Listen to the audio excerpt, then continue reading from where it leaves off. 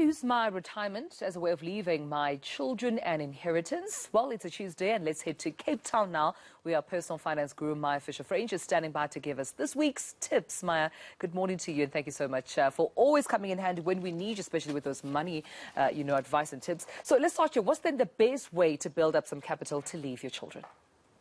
I think for me, it's about planning. The sooner, the better, because I think that's the mistake a lot of parents make is they think, you know what, I will leave some money, some of my retirement money for my kids.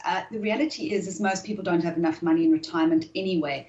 So if you just start putting 200 Rand away every month into something like a tax-free savings account when your kids are young, you don't have to worry about your retirement fund becoming the financial legacy. You can actually build up this capital for them in a tax-free savings account, and you can hand it to them and say, here you are, kids, this is tax-free. You can withdraw it without paying any tax, and a parent can contribute up to 36, well, a child, and anyone can contribute up to 36,000 Rand a year in that child's name the day the child is born. So for me, that's just, you don't have to, as much as you can do 3,000 Rand a month, that's the maximum if you were doing it, taking 36,000 divided by 12.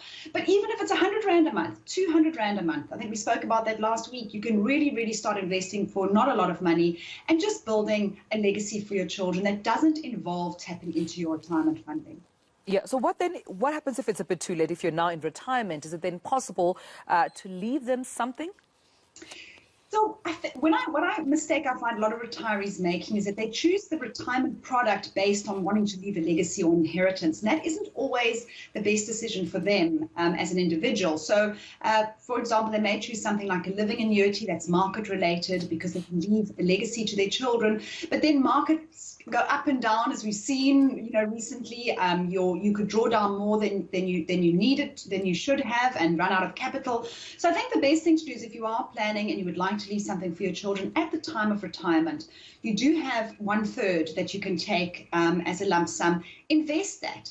And if you don't need it during your lifetime, you can always leave that to your children as a legacy or a bequeath in your will. So I think you need to look at that as a separate thing, saying, right, there's that lump sum. If I do not need it, because I probably will need it, but if I don't need it, at least I've kept that separate. And then make sure at least that 2/3 is invested to provide you with an income in retirement. So I think it is all about planning, as I said.